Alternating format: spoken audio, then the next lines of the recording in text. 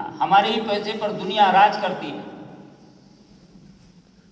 और यदि हम अपने स्वदेशी वस्तुओं का उपयोग करना सीख जाएं, अपने स्वचिंतन पर आ जाएं, अपनी गरिमा को समझने लगें, जिस दिन हमारा सोया हुआ स्वाभिमान जगेगा उस दिन भारत विश्व का गुरु हो जाएगा, भारत सोने की चिड़िया हो जाएगा, भारत समृद्धि में आगे हो जाएगा।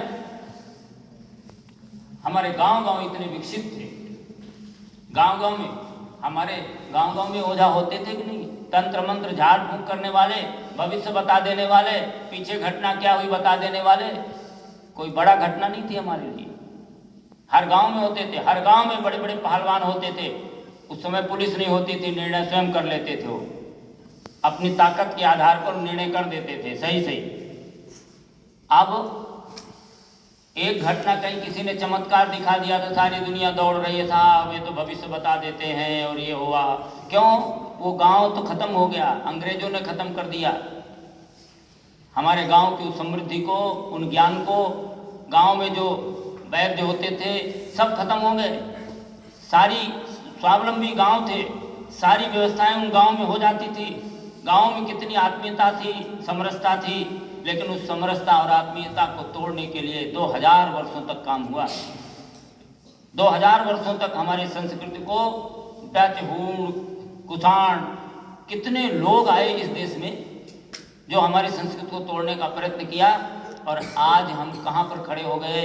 हम एक दूसरे से अलग होते चले गए, जाति के नाम पे, धर्म के नाम पर, संप्रदाय के नाम पर। पता नहीं कितने वाद, भाषावाद, प्रांतवाद, जातिवाद, कितने वाद खड़े हो गए, और उससे हम टूटते हुए चले गए। हमारी एकता विखंडित होती चली गई, और हमारा जो हम विश्व में थे, ये भारत आर्यावर्त के रूप में, ब्रह्मावर्त के रूप में सारे विश्व में राज्य करने वाला, आज हमारी भौगोलिक स्थिति सिकुड़ती हुई चली गई, खंड खंड में हम बढ़ते हुए चले गए।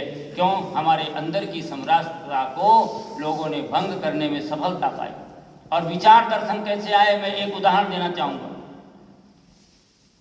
हमारे यहाँ मैक्स मूलर पढ़ने के लिए वाराणसी में आए, वेदों को पढ़ा उन्होंने, 12 वर्ष तक संस्कृत पढ़ी उन्होंने। संस्कृत पढ़ने के बाद सीधे वेद का भाष्य लिख दिया। हमारे यहाँ जन्म जिनका हुआ, पीढ़ियाँ जिनकी बीती संस्कृत पढ़ने की, उनकी हिम्मत नहीं पड़ी वेदों का भाष्य करने के लिए, और एक विदेशी 12 सालों को पढ़ करके वेदों का सीधे भाष्य लिखता है। और उस भाष्य को लिखने के बाद वेद हमारे इस देश में पढ़ाया जाने लगा, वही भाष्य पढ़ाया जाने लगा मैक्स मूलर का। लेकिन उन भावना तब पता चली जब उन्होंने तत्कालीन वाइसराय को पत्र लिखा था, और ये लिखा था कि हमने वेद का भाष्य करके हिंदू संस्कृति के जड़ों में मट्ठा डालने का काम कर दिया है।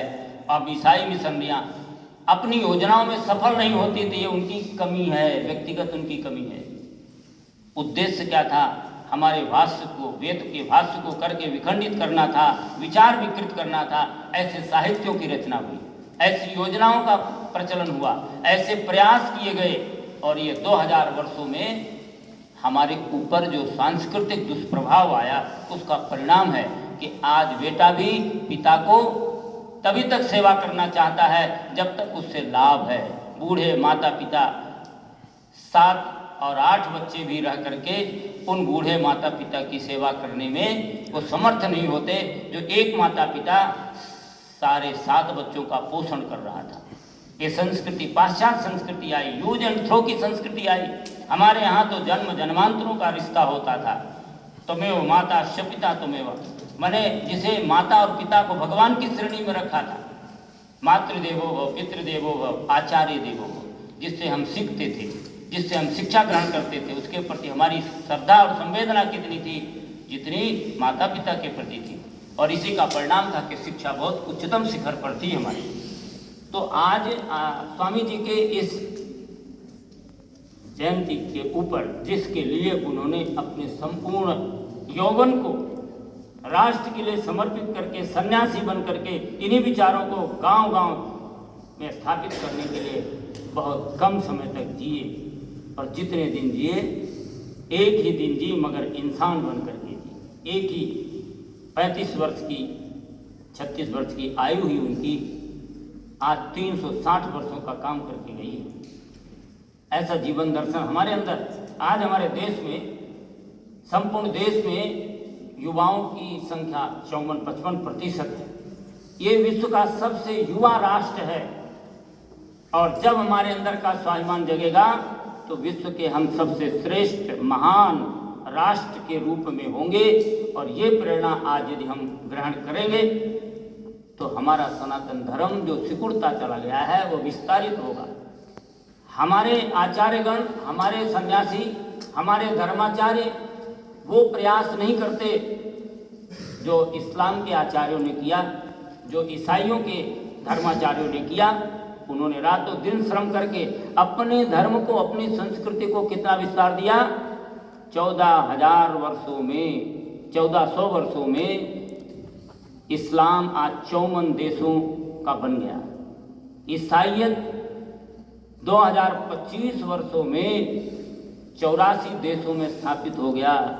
और हम जहाँ थे उससे सिकुड़ते हुए हमारी धरती छोटी होती चली गई।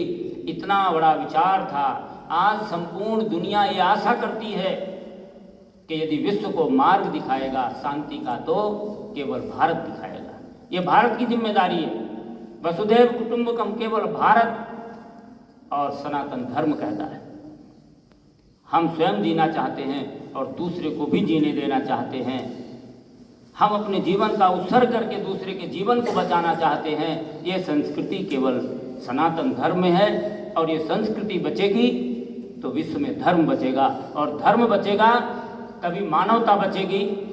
और इस मानवता का संदेश सारी दुनिया में देने की जिम्मेदारी भारतवर्ष को है। आप जैसे युवाओं को है। अपने जीवन को नियमित रूप से, स्वामी जी ने 15 मिनट की उपासना की। लंबी उपासना की जरूरत नहीं, 15 मिनट गायत्री